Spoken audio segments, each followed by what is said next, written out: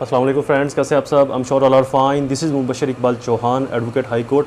हमारे पास आज एक इंटरेस्टिंग और इन्फॉर्मेटिव टॉपिक है सेक्शन 302 पीपीसी।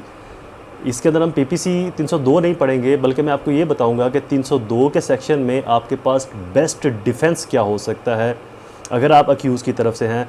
तो ऐसे कौन से डिफेंस हैं जिनको आप बहुत बेहतरीन तरीके से मजबूती के साथ कोर्ट के अंदर प्रेजेंट करके अपने केस को स्ट्रांगली होल्ड कर सकते हैं और बेहतर नताइज ले सकते हैं अपने केस में। तो आज हम बात करेंगे अक्यूज़ की तरफ से बेस्ट लीगल डिफेंस क्या हो सकते हैं आपके पास। सबसे पहले तो हम 302 को देख लेते हैं कि 302 क्या है।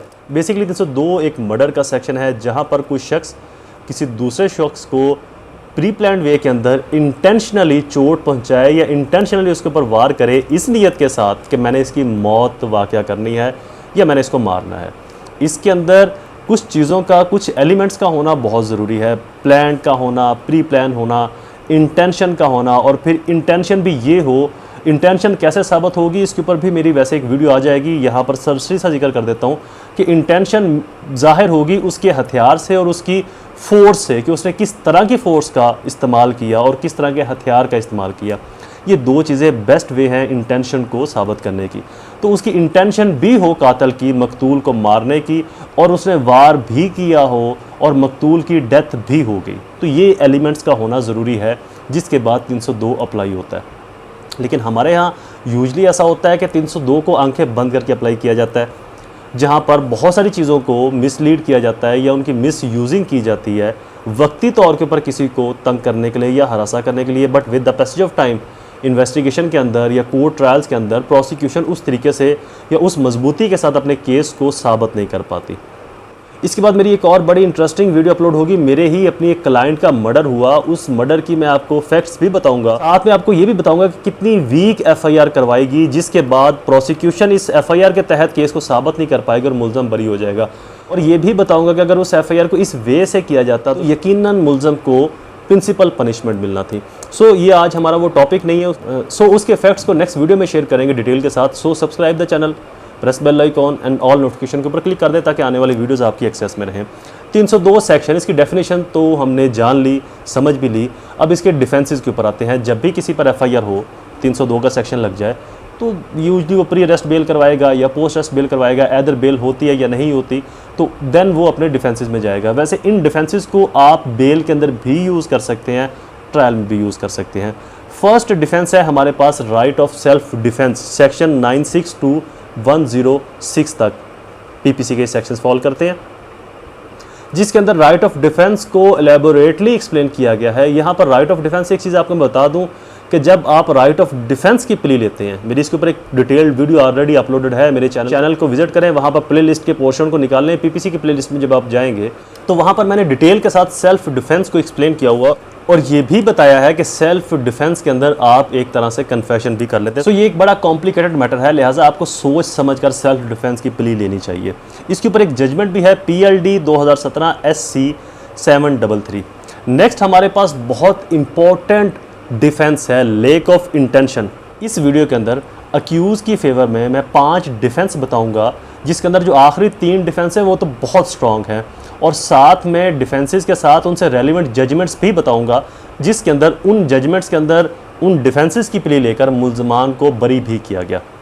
सो वीडियो को कंप्लीट जरूर देखिएगा ताकि तमाम चीज़ों की आपको अच्छे से समझ आ जाए। अच्छा, सेकंड डिफेंस हमारे पास है लेक ऑफ इंटेंशन, सेक्शन 302 के अंदर।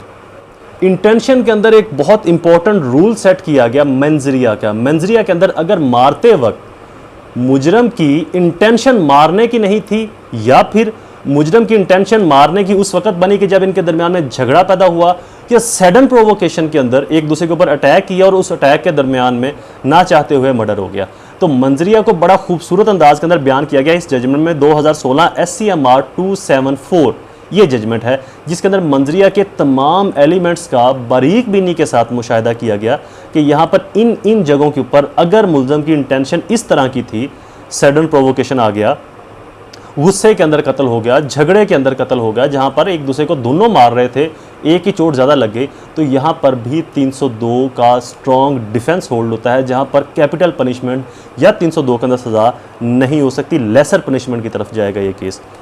थर्ड हमारे पास स्ट्रॉन्ग डिफेंस है फॉल्स इम्प्लीकेशन या मेलाफाइडी एफआईआर, कि मुझे या मेरे इल्ज़ाम वाले जो अक्यूज़ है या क्लाइंट है इसके ऊपर जो एफआईआर दी गई है वो फॉल्स इम्प्लीकेशन के ऊपर डिपेंड करती है या मेलाफाइडी एफआईआर है, मुझे किसी ग्रज, किसी दुश्मनी, किसी और तंग नज़री की वजह से इस एफआईआर में या तो नामालूमों के अंदर बाद में शामिल किया गया या फिर मालूमों के अंदर ही किसी के साथ शामिल किया गया है, जबकि मैं इस मौके के ऊपर या इस वाक़े के साथ या इस वारदात के साथ मेरा डायरेक्ट या इनडायरेक्ट कोई ताल्लुक ही नहीं है।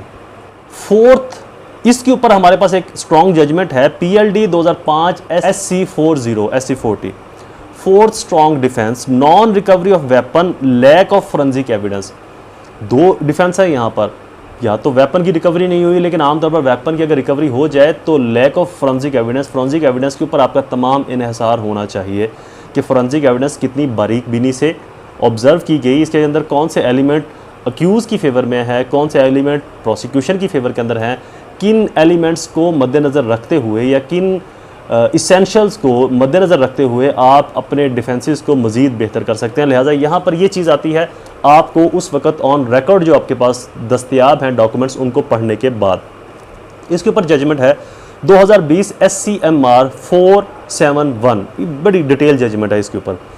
फिफ्थ हमारे पास जो स्ट्रॉन्ग डिफेंस है, ये ऐसा डिफेंस है जिसको आप मर्डर किसी भी केस के अंदर, इवन दो चेक मैटर्स के अंदर भी यूज़ कर सकते हैं। Plea of alibi elsewhere at the time of crime, जब जुर्म हुआ या जब वारदात सरजद हुई या ये जब अक्रस हुआ उस वक़्त मैं कहीं और था, यहाँ पर नहीं था उस वक़्त एग्जैक्ट, और जहाँ पर मैं था वहाँ से यहाँ पर आने के अंदर इतना टाइम या इतना फासला लगता है कि मैं इस दौरान यहाँ पर पहुँचकर वापस उस जगह पर नहीं जा सकता।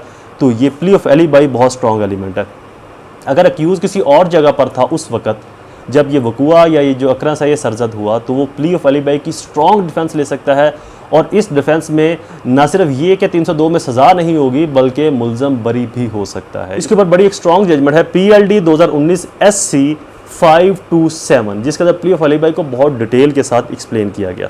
सो ये तो थे राइट ऑफ डिफेंसेस अक्यूज़ की तरफ से या अक्यूज़ के काउंसल्स की तरफ से, जिसके अंदर हमने सेल्फ डिफेंस को, लैक ऑफ इंटेंशन मेंजरिया को, फॉल्स इम्प्लीकेशंस को, मेलाफाइडी एफआईआर को, नॉन फोरेंसिक एविडेंस को और defence of plea of alibi को डिस्कस किया। ये बहुत इंपॉर्टेंट और स्ट्रॉन्ग डिफेंसेस हैं आपके केस के अंदर। चैनल को सब्सक्राइब, वीडियो को लाइक और शेयर ज़रूर कीजिएगा। दोबारा हाजिर होऊंगा किसी और इन्फॉर्मेटिव वीडियो के साथ, तब तक मुझे अपनी दुआओं में ज़रूर याद रखें। अल्लाह ताला आप सबका हामी नासिर हो। वस्सलाम।